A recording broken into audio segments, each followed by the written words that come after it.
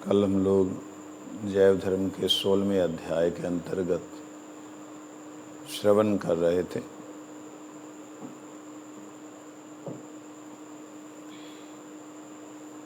मायाबद्ध जीव के विषय में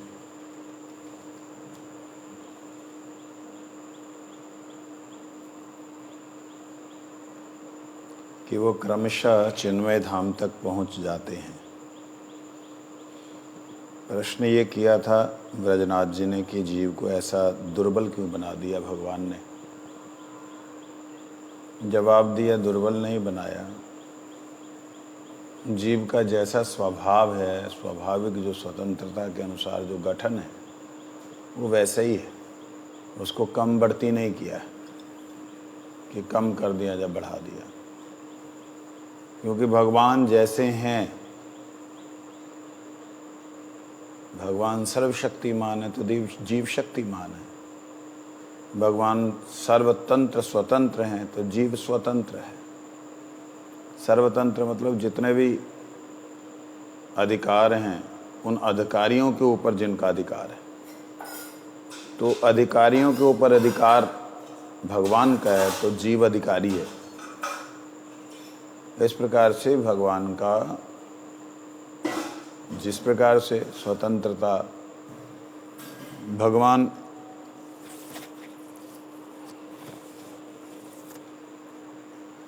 जैसे भगवान अखंड ज्ञान तत्व हैं तो जीव ज्ञान तत्व है। इसका मतलब ये है कि भगवान से इसका डायरेक्ट संबंध है, और डायरेक्ट संबंध होने से इसको मना नहीं किया है, इसको रोका नहीं है कि तू यहीं तक सीमित रहेगा, रोका नहीं। ये कैसे भी किसी भी अवस्था को प्राप्त कर सकता है अपनी चेष्टा से नहीं। क्यों अपनी चेष्टा से नहीं?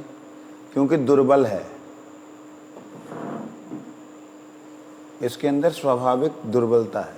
क्यों दुर्बलता है स्वाभाविक? अणुता के कारण। अणु है इसलिए समर्थ नहीं है परम सत्ता को एक साथ जोड़ने का। कल मैं पढ़ रहा था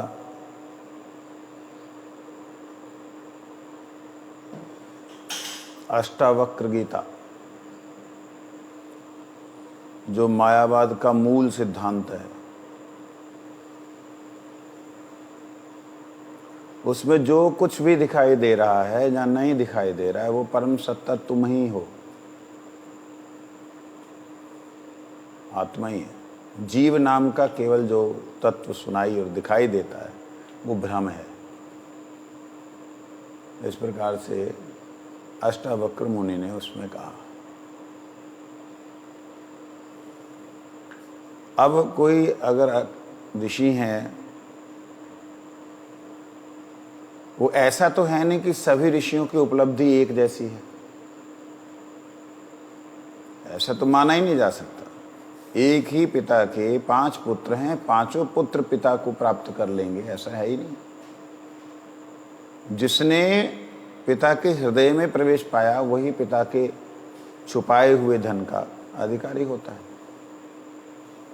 तो अष्टावक्र ऋषि जिस प्रकार से कह रहे हैं उस प्रकार से इतने महान ऋषि के ऊपर कोई बात कहना बेवकूफ़ी है। अगर मैं उनके ऊपर कोई आक्षेप या वार्तालाप करूं तो मूर्खता है, परंतु इतना कुछ कहने पे मेरे को एक संशय हुआ कि वो समझा क्यों रहे हैं। अगर सब कुछ वही हैं, उनसे है, उनमें है, तो वो क्यों समझा रहे हैं? किसको? जनक जी को। उपदेश क्यों दे रहे हैं? ब्रह्म की स्थिति एक ऐसी स्थिति है जो सर्वत्र वही देखता है, उसी को देखता है। जब वो उसी को देखता है, ऐसी स्थिति में ब्रह्म वाली स्थिति में जीव जो है अगर पहुंचा हुआ होता है, आत्म तत्वों में प्रतिष्ठित होता है, तो वो उपदेश दे ही नहीं सकता। उनके सिद्धांत अनुसार नहीं दे सकता उपदेश। बात समझे? नहीं समझे? मैं जब तुम मुझ में कोई भेद नहीं देखूंगा, मैं सर्वत्र सब जगह सब आत्माओं में अपने को ही देखूंगा, ये उनका सिद्धांत है, अपने को ही देखूंगा, तो फिर मेरे को किसी को समझाने की जरूरत पड़ेगी?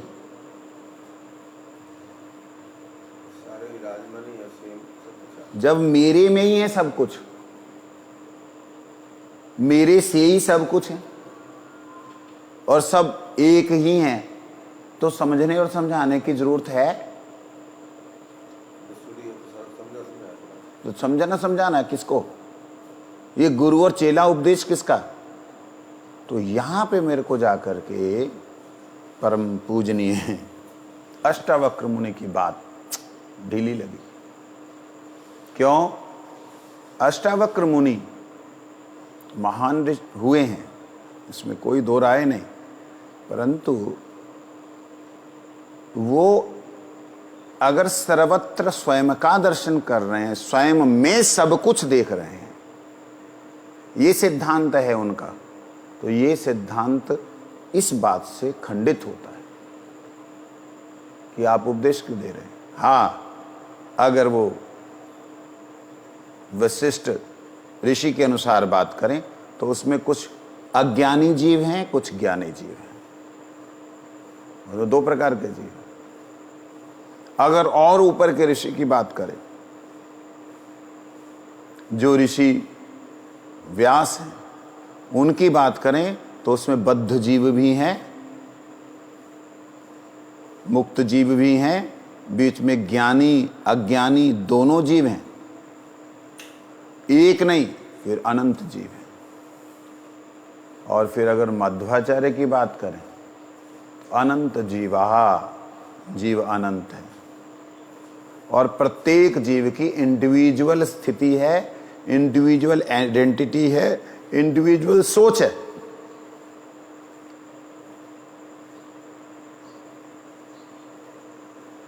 तो जीव शब्द के लिए फिर बहुवचन नहीं आती, जीवानाम भूतानाम, आत्मानाम आत्मा,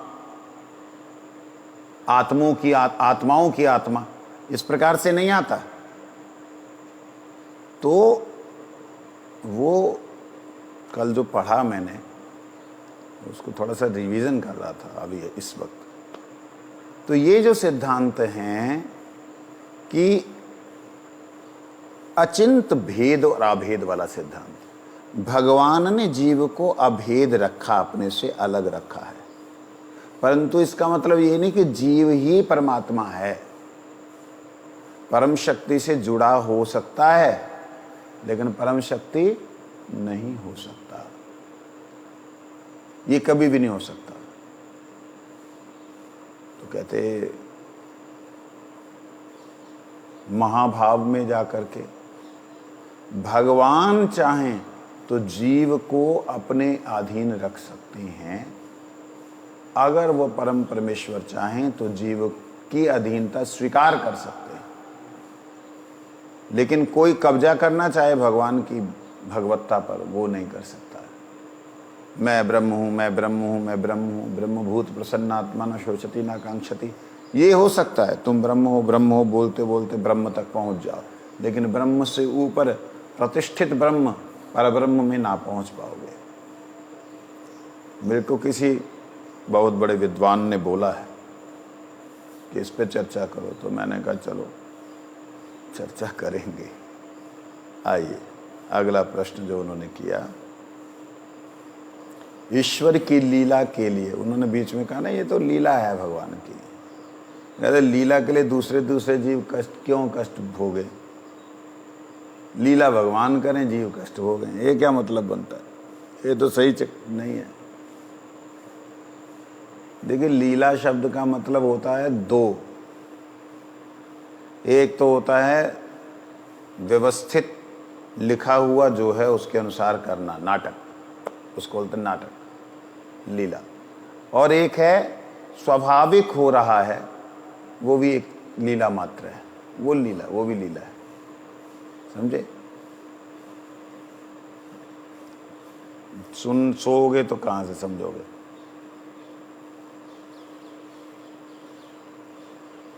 इसलिए कहते हैं जीवों में स्वतंत्र वासना का होना उनके ऊपर भगवान की विशेष कृपा का परिचय है। स्वतंत्र इच्छा होनी, वासना का मतलब जो वासना, हमारे यहाँ शब्द वासना प्रयोग करो तो सत्यानाश हो जाता है कि ये वासना शब्द, वासना शब्द का मतलब है इच्छा, कामना।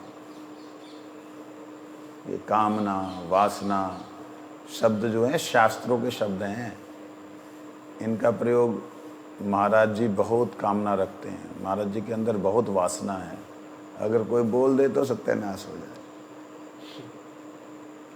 वासना मतलब भगवान के लिए उनके बिना नहीं रहना, उनके साथ के बिना ना रहना, ऐसी वासना। वासना मतलब किसी चीज की इच्छा, इच्छा विशेष, उसे वासना कहते हैं।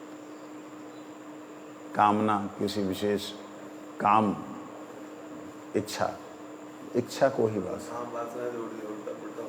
हाँ, ये काम और वासना एक साथ जोड़ दिया तो उसका पर्यायवाची शब्दों का। लेकिन शास्त्रों में काम को काम भी कहा गया है। कामदेव, कामाग्नि, वो भी शब्द आए हैं। तो वह काम जो आत्मेंद्रिय प्रतिवांछा तारे वाले काम, कृष्णेंद्र प्रतिवांछा धरे प्रेम नाम, अपनी आँखों के सुख के लिए, अपने कानों के सुख के लिए ऐसे शब्द भगवान के नाम के साथ गा करके सुनना, जहाँ आँखों की तृप्ति के लिए भगवान के रूप को ऐसा बनाना, ऐसा ऐसा अच्छा लग रहा है। अरे भगवान को कैसा अच्छा लग रहा है वो ना देखना, ना समझना, ये सब काम है। ठीक है ना। तो इसलिए यहाँ पर भगवान ने उसे जो स्वतंत्रता दी है, आज़ादी दी है, ये भगवान की विशेष कृपा का परिचय है। भगवान अगर चाहें अपनी जितना भी प्रकाश है उसे अपने अंदर ही रखें तो क्या होगा? कुछ ना होगा। प्रकाशमान तत्व स्वयं है, स्वयं प्रकाशमान है, लेकिन अगर ना चाहें अपने प्रकाश का पूर्ण विस्तार, पूर्ण स्वतंत्रता, तो कोई प्रकाश कहीं फैल सकता है? नहीं फैल सकता। तो भगवान ने ये स्वतंत्रता दी है ना, फैलो, जहाँ इच्छा वहाँ जाओ। तो जहाँ इच्छा वहाँ जाओ, तो भगवान की तरफ भी तो आ सकते हो। नहीं आते ना से, क्योंकि स्वतंत्र वासना के अभाव में जड़ वस्तु नितांत हेय और तुच्छ होती है। अपनी स्वतंत्र इच्छा नहीं है, इसके कारण जो वस्तु है वो जड़ है और हेय है। ये पत्थर की तरह है। पत्थर में से अलग किया इसको, मट्टी में से अलग किया, निकाला, इसके साथ अगर चेतन तत्व ना जुड़ा होता तो आज ये बजती नहीं, ये मट्टी रहती। समझे नहीं? तो इसलिए स्वतंत्र वासना के अभाव के कारण जड़ वस्तु, जो जड़ संसार है, वो बड़ा ही हेय लगता है। तो इसलिए कहते हैं स्वतंत्र वासना के कारण ही जीव ने जड़ जगत की प्रभुता पाई है। शब्द देखिए क्या दे रहे हैं, स्वतंत्र वासना के कारण ही जीव ने जड़ जगत की प्रभुता पाई है, जड़ जगत में मालिक बना हुआ है। ये प्रभुता पाए का मतलब क्या है? तुम फलानी सेवा क्या अधिकारी हो, वो फलानी सेवा का अधिकारी है, इनके ऊपर एक और अधिकारी है, उनके ऊपर एक और अधिकारी। इस तरीके से छोटी छोटी प्रभुता और बड़ी प्रभुता। और सबसे बड़ी बात, इस शरीर के लिए आप अपने प्रभु हो। जैसा चलाना चाहो वैसा चलोगे, जैसी इसके अंदर वृत्तियां लाना चाहो वैसे आएंगे। ये है प्रभुता पाई है जड़ जगत की। ये सारा इतना बड़ा जड़ जगत, इसके ऊपर प्रभुता पाई। क्लेश और सुख मन की गतियां हैं। ये जो सुख और क्लेश, किसी कारण से बिना बात का क्लेश, ये मन की गतियां हैं। गुरुजी एक दिन बोलते हैं, हमारे दुष्ट मन के अलावा कोई हमारा शत्रु नहीं, यही दुष्ट मन ही हमारा शत्रु है।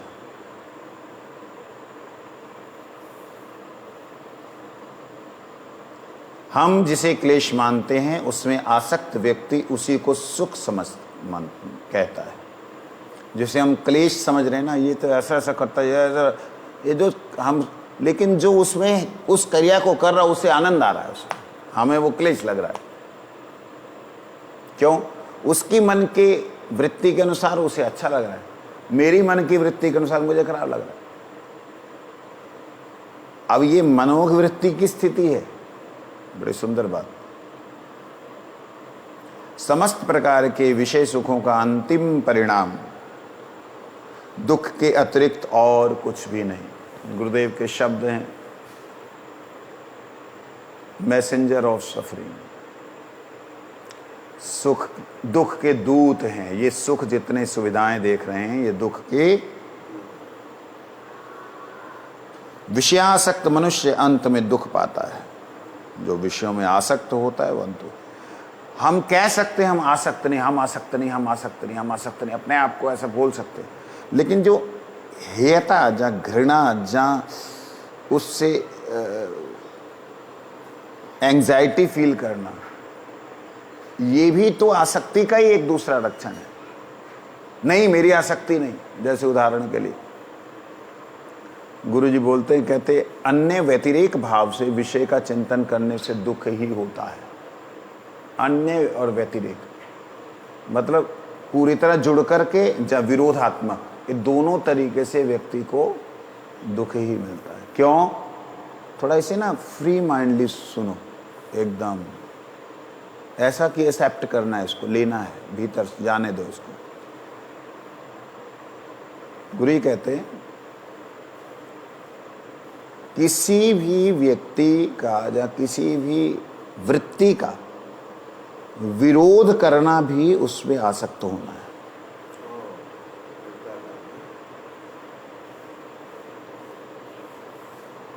मैं इस चीज को समझता नहीं था।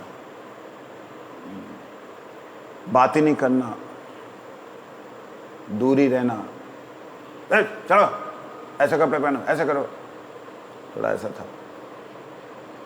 लेकिन गुरुजी की ये बातें बाद में समझ में आई कि जिनको हम दूर हटा रहे हैं,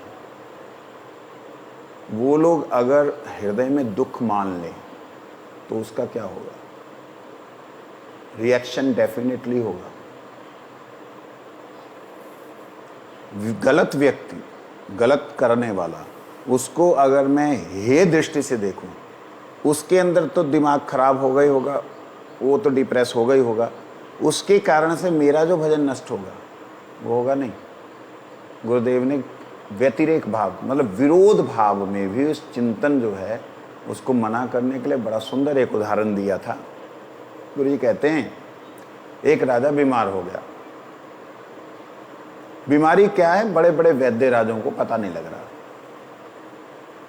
मंत्रियों ने कहा महाराज जी, आपके राजवंश में, कुल में एक वैद्य चले आ रहे हैं, वैद्य परिवार है, उसको हर महीने जो है हम लोग सेवा दे रहे हैं, आप उन्हें क्यों नहीं बुलाते? कहते हाँ ये तो बात सही, क्योंकि राज्य वैद्य भी हैं, राज्य ज्योतिष भी हैं, राज्य सब कुछ राजा के होते थे पहले, उनके वंश के वंश चले आते थे। हाँ हाँ उनको बोलो, बुलाओ। अब बादशाह का वहाँ गया, बुलाया है महाराज, वो आए वहाँ पे, घबरा गया। क्यों? क्योंकि वो पिता परदादा लक्कड़ दादा वो थे वैद्य, ये तो ऐसे ही खा रहा है, इसको पता भी नहीं है वैद्य का वो क्या होता है, द आधा होता है या पूरा होता है, ऐसे ही खा रहा है। बुलाया, राजा ने कहा आपको मालूम नहीं कि मुझे बीमारी हो रखी है? कहते बादशाह हमें बतलाया नहीं। अच्छा अभी बतला दिया है, ये सारे नगर के वैद्य हैं, सारे राज्य के हमारे वैद्य राज हैं, इन सब ने बोला है उनको रोग का समाधान नहीं मिल रहा। अब ये घबराया, इसको नवज पकड़नी भी ना आवे, इसने पूरा हाथ ही पकड़ा। नवज यहाँ होती है, पूरा हाथ पकड़ा और अंदर कांपे। चतुर था थोड़ा, राजा ने क्या क्या हुआ? कहते महाराज इस रोग का मैं बाद में समाधान देता हूं। पत्नी के पास गया, भाई मैं तो अब मरा। कहते क्या हुआ?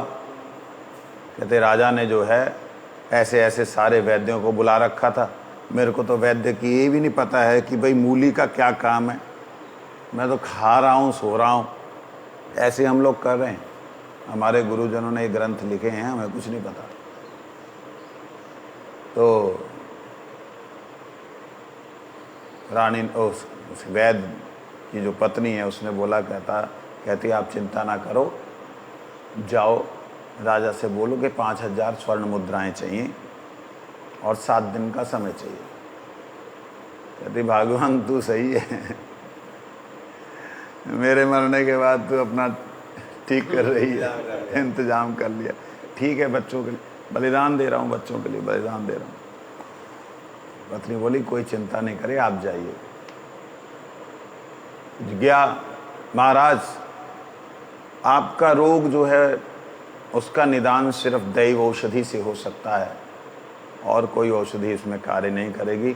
आप कृपया 5000 स्वर्ण मुद्राएं और 7 दिन का समय दें।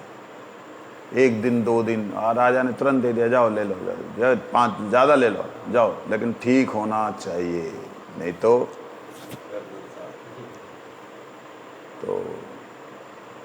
1 दिन बीता, 2 दिन बीते, 3 दिन बीते। अपनी पत्नी को बोलता है भगवान बस अब 2 दिन और है, अब तो 1 दिन और है, भगवान मैं जा रहा हूँ। कहते सुनो, आप जाके एक पिटारी लेके आओ जिसमें सोने के सुंदर सुंदर आभूषण रखते हैं, वो पिटारा लेके आओ। क्या करेगी? अरे लेके तो आओ। वो पिटारा लेने गया और इधर से इसने अंगीठी की राख होती है, उस राख में थोड़ा सा शहद घोल करके उसकी गोला बना दिया, इतना बड़ा राख का उपले जला के उसका गोला बना करके उसको तैयार रखा। वो आए, कहते महाराज लाइए, ये गोली यहाँ मैं रख रही हूँ और इसको बंद कर लो, राजा के कान में जाके ऐसे बोल देना, आपकी पत्नी हूँ और फलाने की बेटी हूँ, अपना अपना परिचय दिया है। तो गया, जा कर के राजसभा में आज सारे बड़े बड़े वैद्य और दुनिया भर के वैद्य आ रखे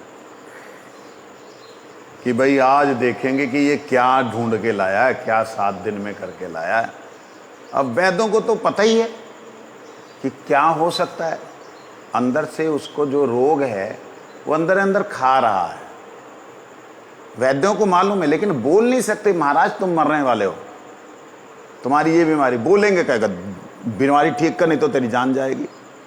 राजाओं का तो ऐसा चक्कर है, तेरे को बीमारी पता लगी तो उसका निदान कर। अब सारे के सारे वैद्य और दुनिया के लोग वहाँ जमा हो रखे, बड़े बड़े, क्योंकि सब जगह पहुँच नहीं सकते। अब ये उनमें गया पिटारा सा ले करके, कपड़े के अंदर बड़ा सजा रखा है, उसको ढक के रखा है। महाराज ये मैं जो औषधि लाया हूँ, ये औषधि को आपके अलावा कोई और स्पर्श ना करे, पहली शर्त। दैव औषधि है, अब कोई वैद्य को दिखला नहीं सकते। और दूसरी शर्त महाराज, इसको जैसे ही आप खाएंगे तुरंत ठीक हो जाएंगे, एकदम उसी वक्त ठीक हो जाएंगे, नहीं ठीक हो गर्दन ले लेना। सारे वैद्य पागल हो गए, कहते ये क्या लेके आया। उनको पता है कि बिल्कुल निठल्ला आदमी है, इसने कभी तुलसी के बारे में नहीं जाना, कभी इसको कुछ सौंफ के बारे में नहीं पता, अजवाइन के बारे में नहीं पता, ये क्या लेके आएगा, सबको मालूम है। महाराज ये औषधि मैंने बड़ी मेहनत से बनाई है, 7 दिन की तपस्या के बाद ये प्रकट हुई है देवताओं के द्वारा। महाराज एक बार खाने से अगर ठीक ना हुए, गर्दन सबके सामने दे दूंगा। वाह, तालियां जय जयकार हो गई, महाराज अभी ठीक हो जाएंगे। महाराज के हाथ में डिब्बी दी, उसने डिब्बी खोली तो अब वो दिखाई दे रहा है लड्डू सा। महाराज खाने लगे, खाने से पहले उसने, महाराज एक बात, एक शर्त, दैव औषधि है, इसमें एक पशु का चिंतन नहीं करना आपने। एक है ना, एक पशु को नहीं याद करना। क्या कहते? ऊंट। ऊंट महाराज, वो जो अपने राजस्थान में ऊंट होते, ओ अच्छा अच्छा अच्छा, उसका ध्यान करके अगर खाओगे तुरंत मर जाओगे। अब दूर से देख रहे हैं वैद्य है क्या, देखा है तो राख है। वैद्यों की नजर बड़ी तेज होती है, हो सकता है कोई भस्म हो, लेकिन ये कहां से लाएगा भस्म? अब जैसे न सुना ऊंट को याद नहीं करना, कहता बेवकूफ बना रहा है, कूं कहां कूं कूं कूं चालन हो गया। मारा कहता है चुप रहो चुप रहो, तुमने क्या बोला? उसको पता भी नहीं है कि ऊंट को याद, ऊंट शब्द क्या होता है, उसका कान में डाल, महाराज ऊंट ऊंट ऊंट, ओहो अच्छा अच्छा अच्छा ठीक है, उसको याद नहीं करूंगा तब खाना। हाँ महाराज तब खाना, ठीक है। ए रानी, ए मंत्री, रखो इसको, जब याद नहीं रहेगा तब खाऊंगा। घर में गया, डब्बा रखा है, वो भूल गया कि क्या बोला था उसने, खाना ही है। खोला, खाने लगा, इतने में रानी ने हाथ पकड़, महाराज आपने ऊंट का चिंतन तो नहीं किया। कहते दुर्भाग्नि, तैने याद करा दियो, अब तो मैं खा रहा, मेरे को पता भी नहीं था।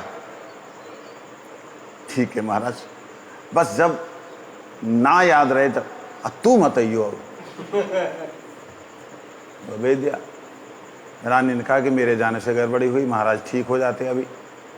तो जैसे ही खाने लगी, दूसरी रानी को भेजा, जा तू कम से कम बोल दे, उनको याद नहीं रहे। वो आई, महाराज ऊंट तो नहीं याद है। अरे तुम्हारा दिमाग खराब हो गया है, मेरे को जब याद नहीं रहता तभी मैं उसकी तरफ बढ़ता हूं। अच्छा अच्छा ठीक है ठीक है ठीक है। अब हमने, दोनों रानियां कहती अब हम कुछ नहीं बोलेंगे, क्योंकि महाराज बढ़ ही तभी रहे हैं जब उन्हें याद नहीं। अब जैसे ही वो तीसरी बार उठाने लगे, तब वो सोचने लगे क्या था वो जो मुझे याद नहीं रखना चाहिए था, कुछ तो था। तो इतने में जो सेवक है वो देख, महाराज आप कहीं ऊंट का चिंतन नहीं कर? अरे उसी का सोच रहा था। अब ऐसी हालत हो गई कि औषधि को देखते ही उसको ऊंट याद आता है। अब 6-7 दिन बीत गए, महाराज धीरे धीरे धीरे इस प्रकार से बंदा मर ही गया, दवाई भी नहीं खाई। ये हमारा हाल है। हम लोगों को ना गुरु वर्गों ने जो ये बता दिया, ये नहीं करना, ये नहीं पढ़ना, ऐसा नहीं करना, वैसा नहीं करना, हम वही करते हैं। व्यतिरेक भाव से भी जब हम किसी का विरोधात्मक दृष्टि से भी उससे दूर होने की, दुख से दूर होने की कोशिश करेंगे, तब वह हृदय में बैठ जाएगी। तब कितना भी सामने वाला अपने आप को प्रस्तुत कर ले, आपको अच्छा नहीं लगेगा। ये चीज है। इसीलिए विषयासक्त मनुष्य अंत में दुख ही पाता है। विषय में आसक्त 2 प्रकार से, अनुकूल और,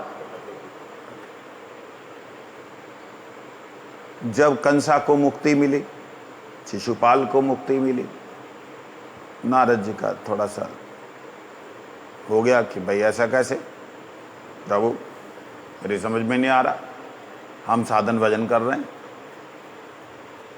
इतने भक्त जो भक्ति कर रहे हैं, आप मुक्ति इनको दे जा रहे हो जो आपका विरोध कर रहे हैं। कहते तल्लीनता देखो, कौन कितना तल्लीनता के साथ मेरा स्मरण कर रहा है। तो भगवान का विरोध रूप में, जहां अनुकूलता में, किसी में भी आप पूरी तरह निष्ठावान होकर के लग जाओ, 1 सेकंड की भी फुर्सत ना मिले, तो समझना कल्याण ही है।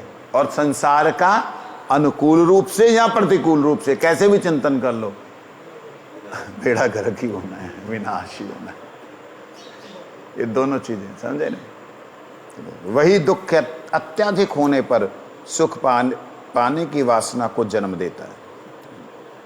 कहते विषयासक्त जीव जब महान दुखी होता है ना, महान दुखी होने से सुख की लालसा होती है। जैसे बहुत गर्मी होती है तो जीव जो है सोचता है कि पंखे से अब काम एसी होना चाहिए। एसी होने से लेकिन उसका रिएक्शन कितना हो रहा है पूरी प्रकृति के ऊपर वो ध्यान नहीं देता, अपना बनता भाड़ में जाए जनता, ऐसा सोच करके वह विवेकहीन हो करके कार्य करता है। कहते हैं वो जो सुख पाने की वासना है, इच्छा है, वही दुख, अत्यधिक दुख ही जो है सुख पाने की लालसा बनाता है। और होता कैसे है, श्रील गुरु महाराज जी एक दिन बोलते हैं, कहते संसार में सुख कैसा है, सुख है एक आदमी को पानी में डुबो दिया, वो डुबो दिया, तड़पने लगा, 1 मिनट के लिए बाहर निकाला,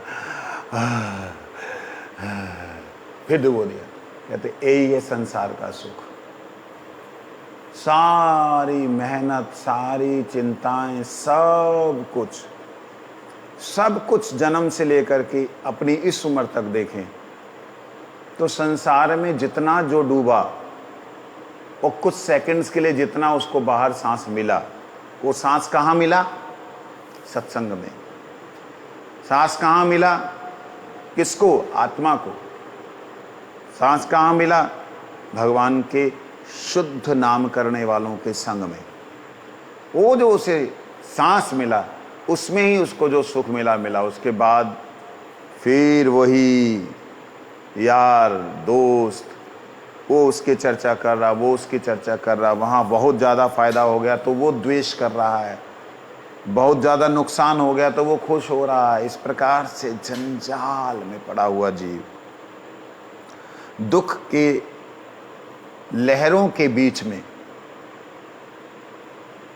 जब डूबता है तो सांस के लिए तड़पता है, जब निकलता है तो लगता है बच गए, लेकिन फिर डूबता है, फिर सांस के लिए तड़पता है। यही जीवन जीव चलता रहता है। कहते हैं सुख पाने की वासना को अत्यधिक दुख होने पर ही देखा जाता है। फिर वासना से विवेक और विवेक से जिज्ञासा पैदा होती है। जो सुख पाने की वासना है उससे विवेक जगता है। विवेक किसे कहते हैं थोड़ा सुनिए और उसको आगे के लिए याद रखिए। विवेक बुद्धि का वह प्रकोष्ठ है, वो हिस्सा है बुद्धि का, बुद्धि के अंदर का हिस्सा। एक ऐसा सॉफ्टवेयर है बुद्धि का, जैसे मदरबोर्ड होता है उसमें सॉफ्टवेयर्स होते हैं, तो एक ऐसा सॉफ्टवेयर है जो भूतकाल को देखकर भविष्य का निर्णय करके वर्तमान को स्थिर करता है। वो विवेक भूतकाल में जो हुआ उसको देखते हुए भविष्य में निर्णय करके मैं ऐसा नहीं करूंगा, ऐसा करने से ये हुआ था, अब ये नहीं करूंगा, ये है विवेक। लेकिन वर्तमान में वो वर्तमान को स्थिर करने का मतलब रोक नहीं सकता। स्थिर करने का मतलब है वर्तमान में उन कार्यों को ना करके उन कार्यों को करेगा जो उस जिस भी लालसा के अनुकूल हो। इसे कहते हैं विवेक। ध्यान दीजिए, जब सुख पाने की वासना का जन्म होता है फिर वासना से विवेक का जागरण। सुख पाने की वासना से विवेक जगता है। समझ लगे? और विवेक से जिज्ञासा पैदा होती है। अरे ये बात तो सही है, गुरुजी ने जो बात कही, वेदों ने जो बात कही, शरीर तो अनित्य है और उस अनित्य सुख शरीर को मैं हमेशा रखने का प्रयास कर रहा हूँ, ये तो अज्ञानता है। तो मैं कौन हूँ, ये जगता है। कैसा हूँ, मैं हूँ भी या ना हूँ, ये सब बातें फिर उसके अंदर आने शुरू होती। इसको कहते हैं विवेक। जब तक ये नहीं जगा तब तक समझ लो आप बुद्धि से ही काम कर रहे हैं, और बुद्धि जो है मन के संग के कारण सद नहीं हुई। वास्तविकता में सद्बुद्धि का नाम ही विवेक है।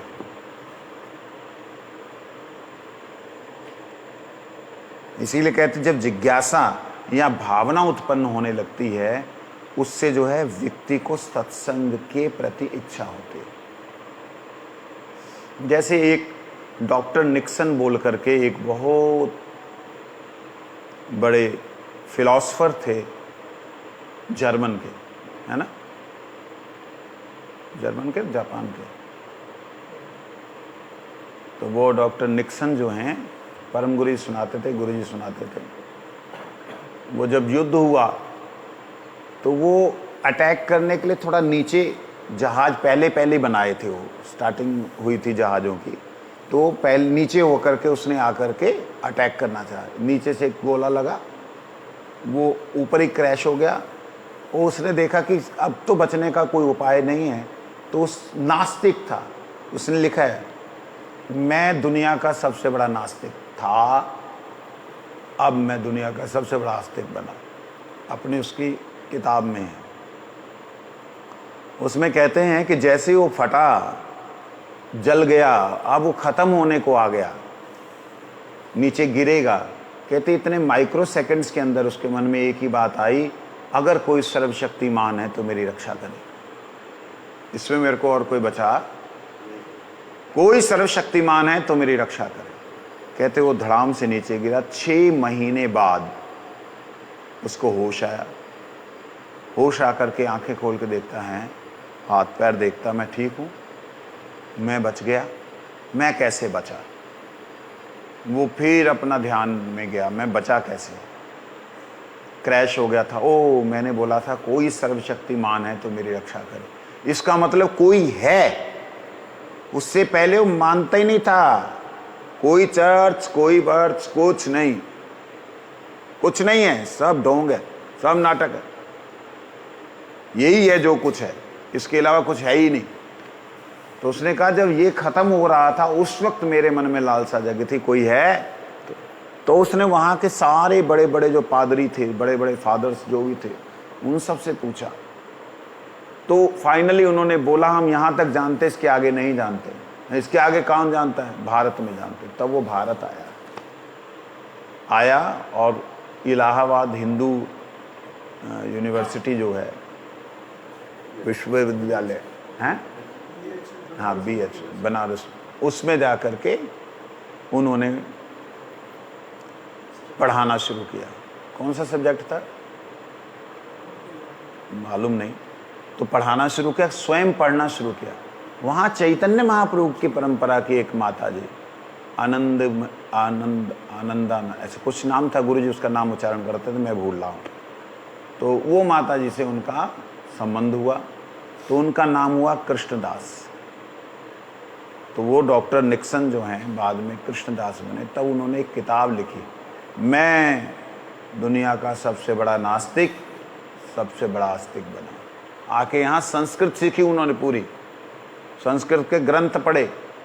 इसके ग्रंथों को पढ़ते पढ़ते पढ़ते पढ़ते बहुत से प्रश्नों के उत्तर मिले, और कुछ प्रश्न उनके मन में रह गए।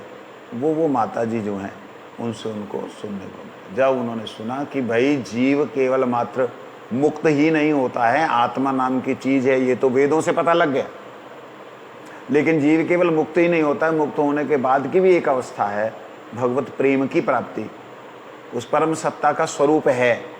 ये सारी चीज़ों को जब उन्होंने, तब लगातार हरि नाम करते रहे, और अंत में हरि नाम करते करते उन्होंने शरीर को त्याग किया। तो ये होता है, वास्तविकता में विवेक जागे तब व्यक्ति सत्संग की तरफ भागता है। जब तक विवेक नहीं जगता तब तक व्यक्ति सत्संग नहीं करता। तो इसलिए जितने भी लोग सत्संग में आते हैं, जहाँ सत्संग सुनते हैं, ये बात को हम समझ लें, विवेक तब जगता है जबकि व्यक्ति इस संसार के दुखों से दुखी होकर के सुख की लालसा के लिए प्रयत्न करता है, और उस प्रयत्न में जब अपने आप को फेल पाता है, फिर सत्संग की लालसा जगती है। सत्संग की लालसा जगना ही वास्तविकता में विवेक जगने का परिचय है। और ये विवेक जिसको होता है, वो फिर और विवेक जो है परिपक्व होता है, जिसके लिए तुलसीदास जी कहते बिनु सत्संग विवेक ना होई, राम कृपा बिन सुलभ ना सोई। राम जी की कृपा सब पे है, लेकिन उस कृपा को प्राप्त करने के लिए पहला कार्य उसका होता है कि सत्संग में जाए, फिर सत्संग करे। सत्संग करने का मतलब ये नहीं है कि सुन लिया और निकाल दिया। सत्संग करें मतलब जीवन में उतारे, उसे कहते हैं विवेक। तो विवेक यहाँ पे उसका जगता है। कृपा तो ऑलरेडी है ना, ना सूरज की कृपा तो है। अब नहीं निकलोगे सूरज की किरणों में तो दोस्त तो सूरज का नहीं है। सत्संग मीन्स साधु लोग तो गुरु भगवान ने इस जगत में भेजे हुए हैं। अब खोजो ही नहीं, जाओ ही नहीं। ना ना भाई, भेजने और जाने वाला कोई नहीं, वो अपनी इच्छा है। इसलिए सुख की वासना कहा। सुख की वासना जो है अगर जगेगी व्यक्ति की तो ढूंढेगा। कोई व्यक्ति जो भूख लगी होगी तो खाना ढूंढेगा। भूख लगी है, ले ले मेरे दे दो, कोई है नहीं अगल बगल में, कैसे चलेगा?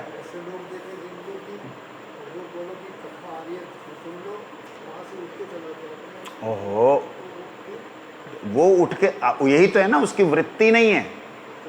तो वृत्ति जगाने वाला कोई नहीं है ना, परमात्मा नहीं जगाता, किसी की जगाएगा किसी की नहीं जगाएगा, ऐसा बिल्कुल नहीं। सुकृति बात अलग है ना। तो सुकृति मतलब खुद ही किया कर्म है ना। सुकृति का मतलब खुद किया हुआ कर्म। सत्कीर्ति सुकृति। वो एक बात है। इसीलिए तो यहाँ कहा है कि जब वो दुख से प्रताड़ित होकर के जीव सुख की लालसा करता है तो उस लालसा में उसे सत्संग की इच्छा जगती है। जब जगती है तब विवेक उसको कहा गया है। उससे पहले तो बुद्धि से काम कर रहा है, नहीं मैं ऐसे कर लूँगा, वैसे कर लूँगा, ऐसे कर लूँगा, ऐसे वैसे कर लूँगा, तब तक बुद्धि का काम। नहीं मेरी समझ में नहीं आ रहा है, कोई महापुरुष मिले तो विवेक का काम, वो साधारण विवेक है। और फिर महापुरुषों के संग में सब करते करते करते फिर दृढ़ विवेक होता है। दृढ़ विवेक में मेरे को इन बातों पे ध्यान देना ही नहीं है। वो दृढ़ विवेक जो है फिर सुख का परम साधन बन जाता है। ये बात है। इसलिए इस पेज को पूरा कर लेते हैं।